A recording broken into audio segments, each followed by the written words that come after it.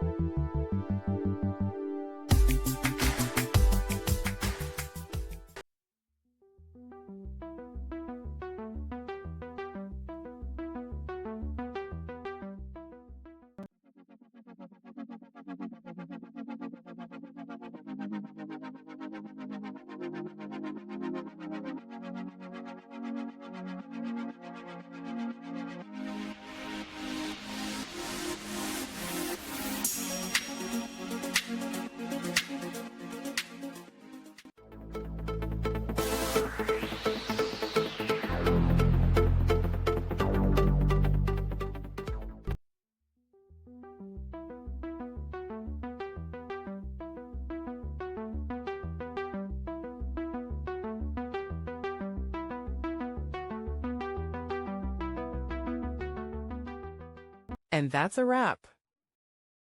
I hope you found the answer you were looking for.